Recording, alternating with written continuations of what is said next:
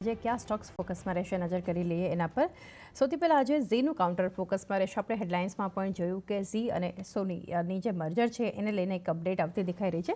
તો મર્જરની તારીખને લંબાવવા માટે સોનીને અહીંયાથી વિનંતી કરવામાં આવી છે. સાથે જ એગ્રીમેન્ટ અનુસાર 21 ડિસેમ્બર જે છે એ મર્જર માટેની ડેડલાઇન નક્કી કરવામાં આવી હતી, પરંતુ આ ડેડલાઇન થોડી આગળ વધારે એ માટે ઝી તરફથી એક અહીંયાથી વિનંતી સોનીને કરવામાં આવી છે. તો એક મર્જર અપડેટ આવતું દેખાઈ રહ્યું છે. તો ખાસ કરીને આ કાઉન્ટર આજે આપણને રિએક્ટ કરતું દેખાશે, ફોકસ રાખીશું. ત્યારબાદ ઇન્ફોસિસ માટે પણ જે મહત્વના સમાચાર આવતા દેખાઈ રહ્યા છે. પગાર વધારો કર્યો છે કંપનીએ, એને લીધે એક અપડેટ આવતી દેખાઈ રહી છે. કર્મચારીઓને 10% નીચે રિવાઇઝડ સેલેરી અને એવરેજ પે હાઇક જે છે એ કંપની આપશે. 1 નવેમ્બર 2023થી નવો પગાર જે છે એ લાગુ થયેલો ગણાશે.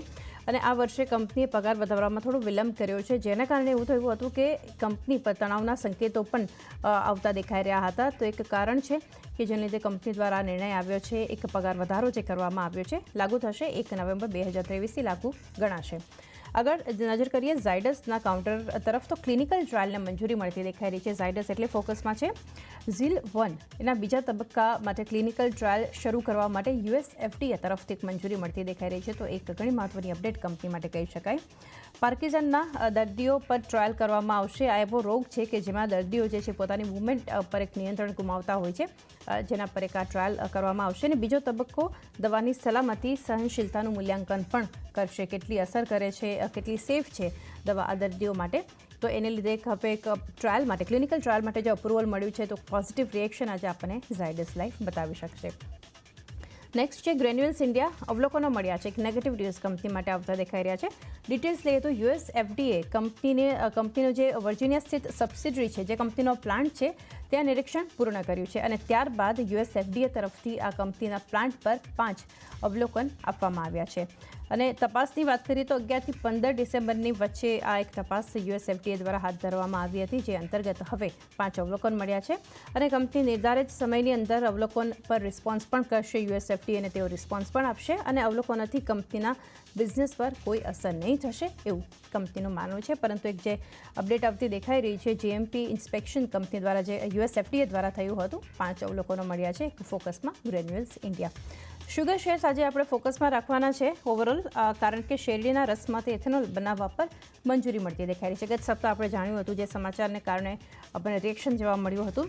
BHP મોલાસીસથી પણ બનશે ઇથેનોલ, અને સરકારે શુગર ડાયવર્ઝનની મર્યાદા પણ નક્કી કરી છે. ઇથેનોલ બનાવવા માટે 17 લાખ ટન શુગર જ્યુસને મંજૂરી મળતી દેખાઈ રહી છે. અને સરકાર 1 થી 2 મહિનામાં શુગર કેન સપ્લાયની સ્થિતિની સમીક્ષા પણ કરશે. તો ઓવરઓલ એક સેક્ટર માટે મહત્વના સમાચાર છે. બધા જ શેર્સ જે છે આપણને એક રિએક્ટ કરતા દેખાશે. જોઈએ આજે કેવી અસર આ સમાચારની આપણે શુગર શેર્સ પર આવશે. અને લેન્ડમાર્ક કાર્સ જે છે એના માટે પણ મહત્વની અપડેટ છે. મંજૂરી મળતી દેખાઈ રહી છે. અહીંયા કંપનીને મર્સિડીઝ બેન્ઝ ઇન્ડિયા તરફથી મંજૂરી મળી છે. ડિટેલ્સ લઈએ કે એના માટે નીચે. તો હૈદરાબાદ ખાતે વર્કશોપ શરૂ કરવા માટેની આ મંજૂરી મળતી દેખાઈ રહી છે. કંપનીને MG મોટર તરફથી LOA મળ્યું છે. અને આ ઉપરાંત અમદાવાદ ખાતે ડીલરશીપ શરૂ કરવા માટેનું LOA જે છે કંપનીને મળ્યું છે.